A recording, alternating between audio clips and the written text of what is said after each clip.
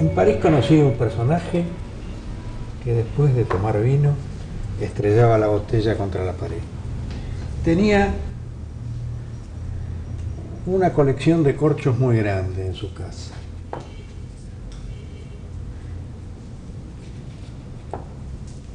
Yo conté, recuerdo, alrededor de 30 años a razón de 3 o 4 corchos diarios. Personaje extraño, diría yo. En París intenté desarrollar la pintura a luz y la pintura en movimiento. En realidad yo trabajaba con pequeñas linternas y hacía dibujos en un cuarto oscuro con luz.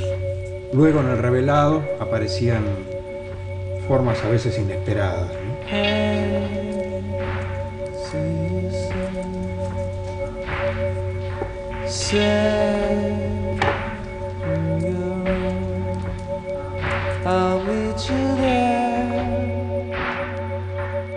París no era una fiesta cuando yo llegué. Primero no sabía hablar francés. Porque en realidad fuimos 3 estudiantes de Bellas Artes. No fui solo. París significaba la pintura moderna, significaba, digamos, un lugar mítico donde el arte era considerado.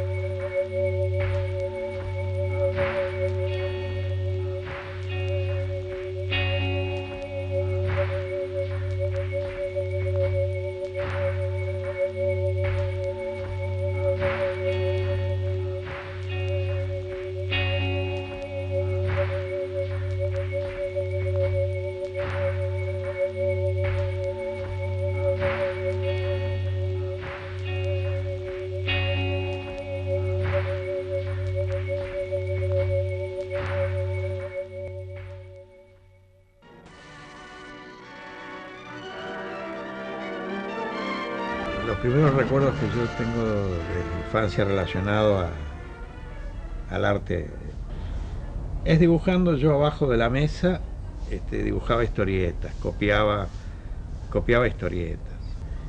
En realidad de los dibujantes del momento el que me gustaba era Alex Raymond.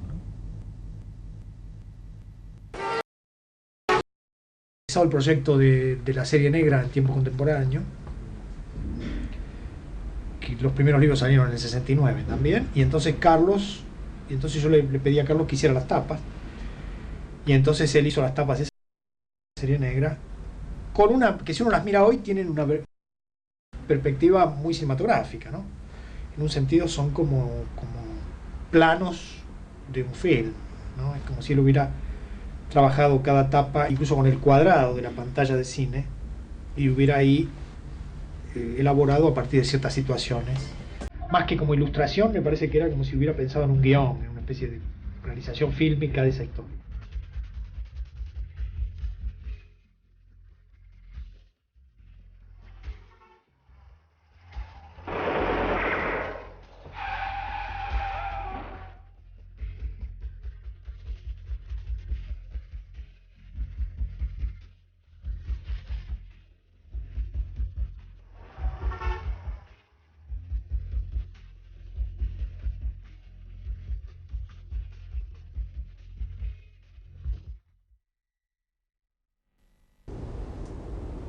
Antes de hacer cine hubo que aprender a hacer cine, por lo menos intentar aprender. Y vino unos cuantos años de aprendizaje, ¿no?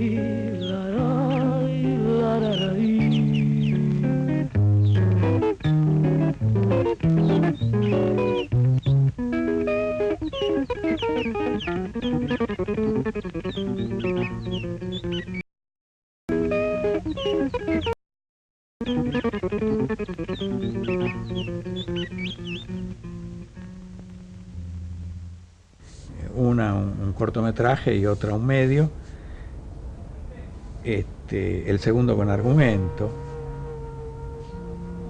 y con actores.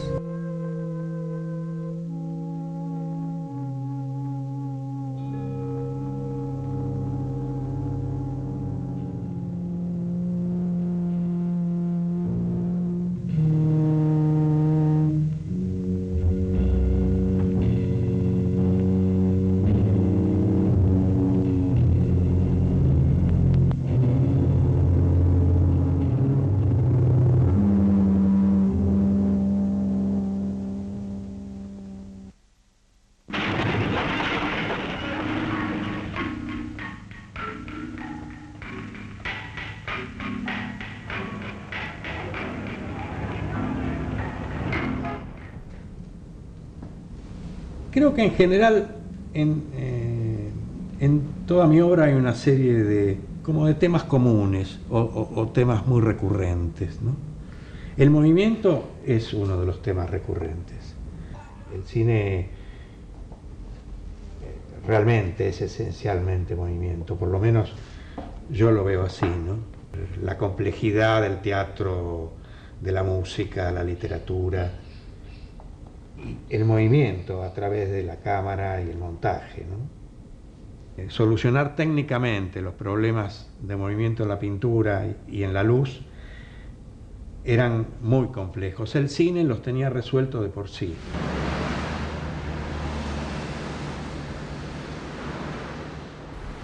Sí, la idea de la muerte creo que la tenemos todos bastante presente, ¿no? Y creo sin duda que surge en todas las obras contemporáneas. De alguna manera la muerte está presente, sobre todo si uno tiene la suerte de vivir en ciudades como Buenos Aires, por ejemplo, ¿no? Donde la muerte aparece cotidianamente, ¿no? Y donde la vida se hace cada vez más difícil. Digamos, puede ser que si uno hubiese nacido en otro lado, podría hablar de la felicidad o cosas así, ¿no? Digamos, la pintura siempre es un trabajo individual, ¿no? Uno frente a la tela, frente al papel, desarrolla una cosa en su casa, es un circuito, digamos, muy privado. En el cine el trabajo del director es importante, sino el trabajo de todo el mundo es importante. Digamos, es un laburo en equipo. Entonces, la cosa personal aparece como en segundo término, digamos, como más desplazada. Porque yo estoy trabajando en una historia que tiene como centro un acontecimiento real que sucede en Montevideo, que es una banda de pistoleros muy pesados argentinos que roban en la municipalidad de San Fernando, se escapan al Uruguay, la policía les tiende una trampa y les entrega un departamento que en realidad es un enterradero, digamos. Se conocen el lugar, entonces la policía rodea el departamento y ellos se defienden durante 2 días, creo. Y incluso ellos habían robado cerca de $1 millón aquí y empiezan a quemar la plata y a tirar la plata por la ventana, una especie de situación muy extrema. Y entonces yo estaba trabajando sobre esa historia y Carlos, que había estado en Montevideo en el momento en que los hechos sucedían y que era de San Fernando y que por tanto conocía el lugar que ellos habían robado y demás, empezó a pensar en la idea de hacer una película con eso. Me interesó mucho una encerrona, una noticia en los diarios que leí que había pasado acá en Buenos Aires y pensé que podía ser realmente un tema de una película. ¿Cómo era? Se trataba de la banda de Malito, que habían robado primero la municipalidad de San Fernando, después mataron creo que a un policía o 2. Y entonces ahí conocí a Carlos y inmediatamente empezamos a conversar y él me empezó a mostrar las cosas que estaban haciendo. Digamos, él tenía una onda cazabetes, diría yo. Ese era el tipo de cine con el que él trabajaba. Y entonces la idea fue hacer una película que sucediera en el departamento, una película de bajo costo, pese a que era una película épica, y que se centrara en la situación de los tipos acorralados en el departamento que resisten a la policía. Y bueno, y empezamos y escribimos un guión. En el año E incluso estuvo a punto de ser filmada la película, cosa bastante común en la historia del cine, ¿no? Ya estaba todo muy avanzado como para filmar la película. Y en el último momento el productor, aquel tipo con el que él estaba negociando la posibilidad, se corrió y la película no se pudo hacer. La posibilidad de hacer cine depende de la posibilidad que vos tengas de poder realizar un negocio, o por lo menos planear un negocio que interese a distinta gente. Y ahí es la dificultad, digamos. Yo no estaba preparado para hacer negocios. A mí lo que me interesaba el cine como expresión. Sí, uno puede imaginar si uno mira desde el presente aquella experiencia, ¿no? En el sentido de cómo el presente influye sobre lo que uno recuerda, ¿no? Uno puede decir que ciertas cosas que hizo después Carlos iluminan el interés que podía tener una historia donde 3 personajes estaban encerrados en una especie de caja, que era ese departamento.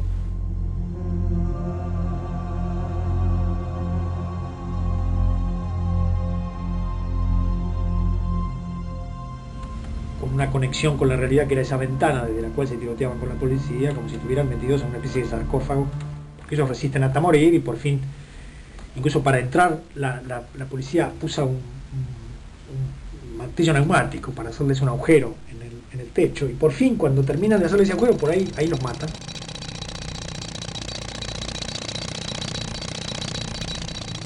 Porque antes ellos han resistido un gaseamiento intenso que hace la policía, queman parte del departamento para resistir los gases, ¿no? Que es un aire muy alucinatorio, que como te digo, en un sentido un poco anacrónico, uno puede ligar a estas experiencias posteriores de Carlos con estos restos de una subespecie, ¿no? Que por momentos las esculturas y las instalaciones de Carlos dan la sensación de referir experiencias de catástrofes de las que quedan ciertos rastros que el artista se ha ocupado de preservar, ¿no? Y cierto elemento narrativo me parece que persistió en las experiencias que hizo después, que son como fragmentos de narraciones perdidas, ¿no? Las esculturas, los recorridos y las escenas que construye, que a mí siempre me da la sensación de que él trabajara como una especie de arqueólogo, ¿no? Como si fuera un arqueólogo de una civilización perdida, ¿no? Bocardo, que siempre está encontrando restos de cuerpos y restos de objetos de una especie de mundo paralelo, como si fuera un arqueólogo que encuentra objetos de una sociedad futura, una cosa extraña en ese sentido, ¿no?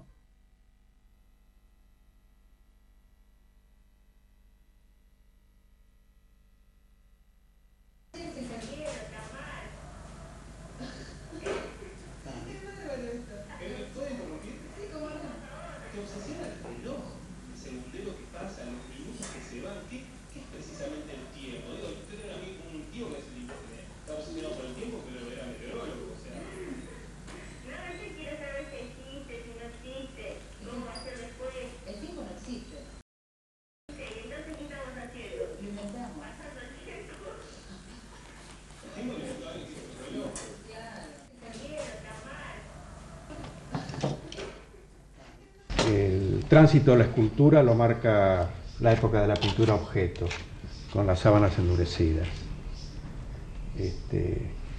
que no pude exponer en su momento.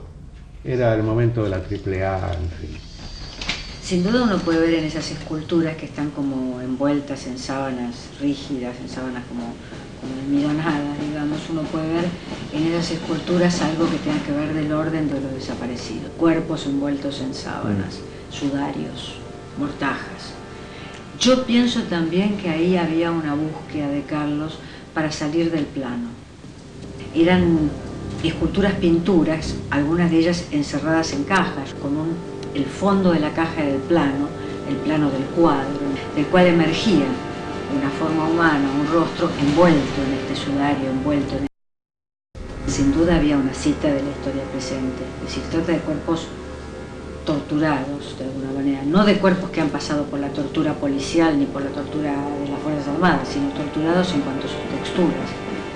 Yo recuerdo en la serie cómo se iban armando esas esculturas, que vos tenías formas que eran formas plenas y que luego él iba recubriendo, trabajaba con plásticos, él iba recubriendo con plásticos y con texturas, donde estaba muy presente su propia pulsión corporal, física, iba recurriendo con esos plásticos y estas texturas que daban una forma, daban una tortura de la forma pura, digamos.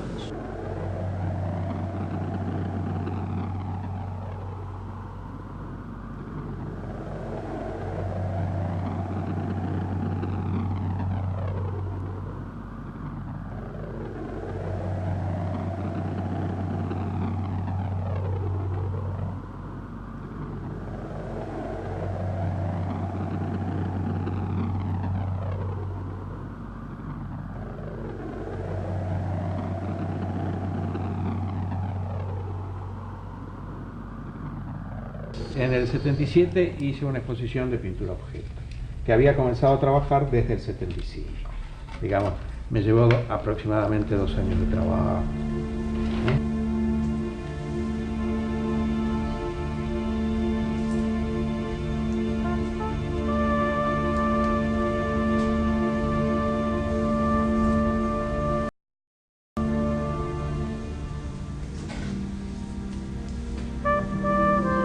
El cajón, antes de que yo comenzara a trabajarlo, era un cajón. Y era un cajón de un mueble determinado, un viejo cajón que tenía una historia, un viejo cajón que yo encontré en un altillo, ¿no? Entonces, me sugirió un montón de posibilidades. Digamos, el objeto ya me sugirió cosas y temas, ¿no? Así que desarrollé eso bastante tiempo y los puse en el 77. Después de esa exposición ya estaba en la escultura, creo yo. Porque al ver mis cosas colgadas en la galería, me di cuenta que lo que yo quería hacer era escultura. Es complicado el asunto de la ausencia o presencia, pero finalmente la mujer no está presente. Lo fundamental de esto me parece que es la ausencia de la mujer, ¿no?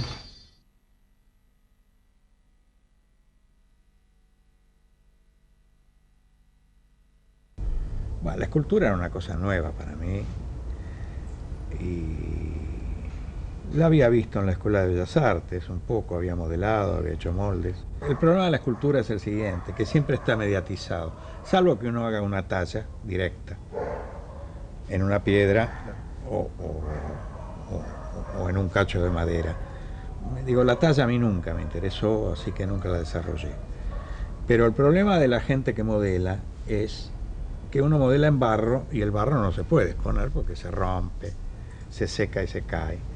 Entonces hay que pasarlo a yeso, hay que pasarlo a bronce, hay que hacer un proceso para lograr que la obra esté terminada.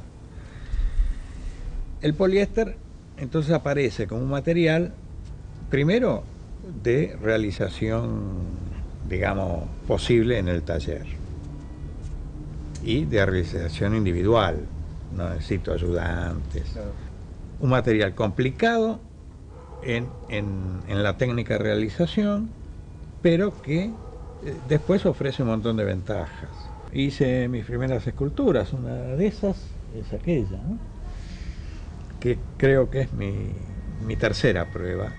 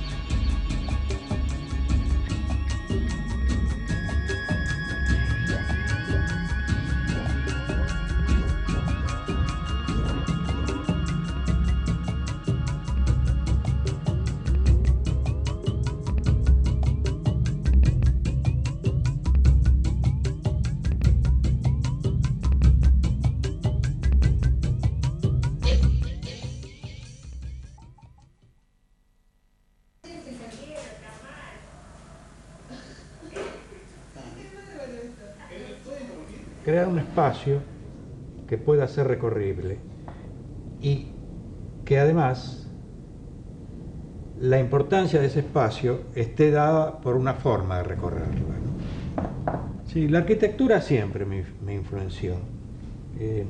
Desde mis primeros trabajos en escultura siempre estuvo presente.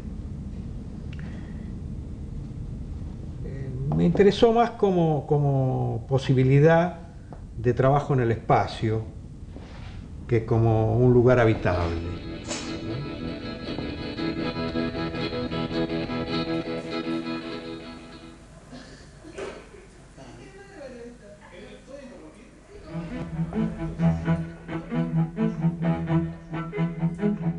Los primeros intentos de escultura transitable, ¿no? Que es el monumento horizontal, que es el que tiene esas cajas, tiene el mural. Ese es mi primer proyecto, que me llevó 3 años, porque trabajé mucho en México en eso. Incluso hice allá la primera versión. Cuando regresé, hice la segunda versión de esa más elaborada.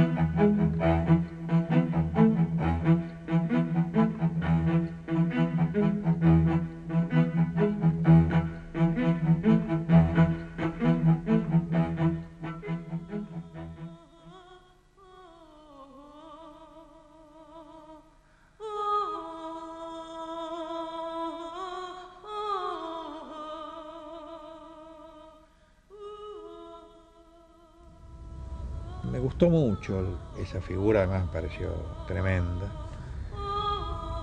Y la trabajé bastante. Digamos, aparece en el mural.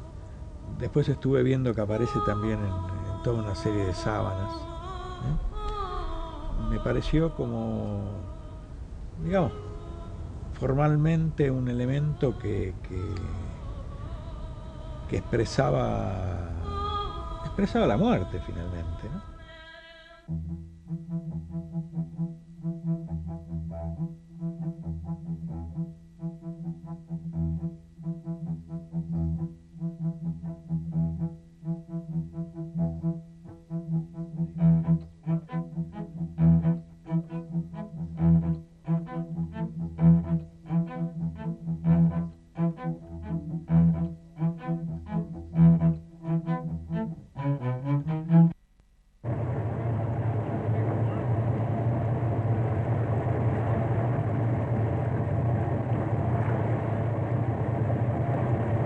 La escultura transitable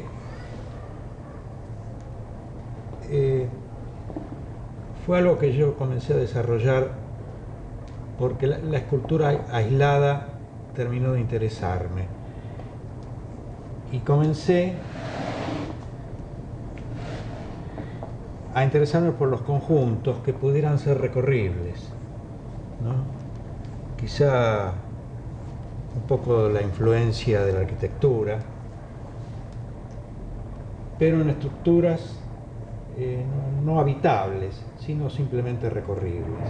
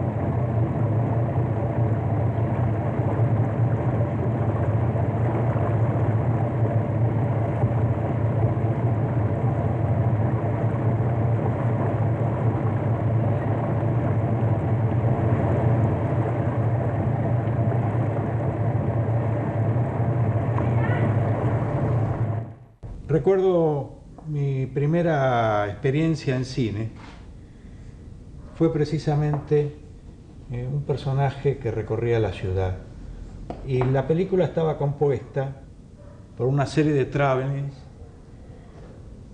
que eran la mirada de este personaje.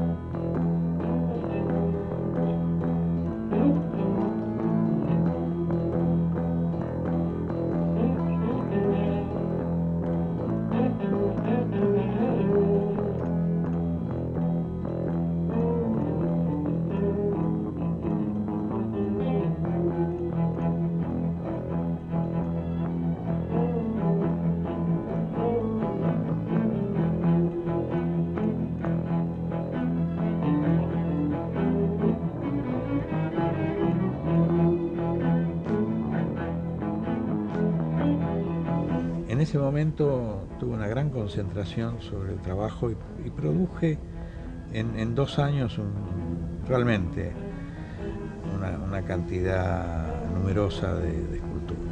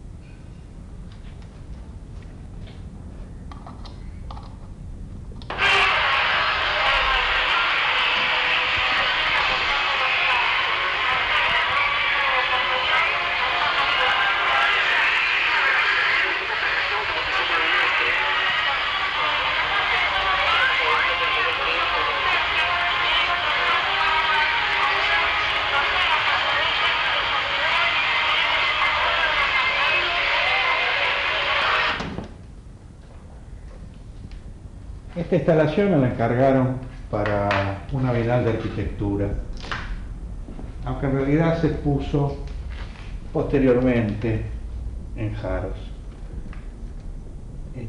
Aquí lo que me interesó, a partir del tema de la ciudad, y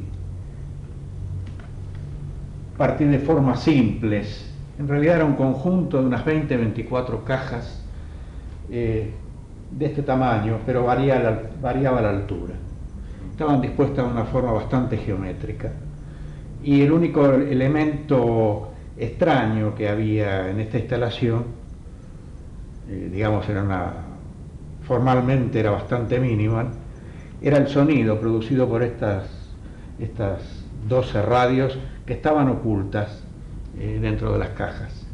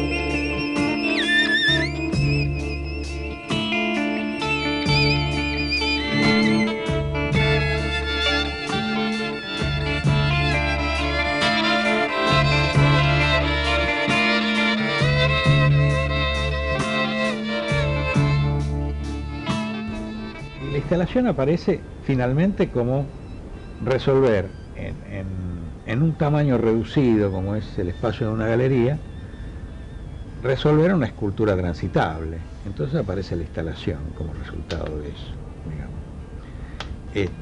son pequeñas esculturas transitables, finalmente, mis instalaciones.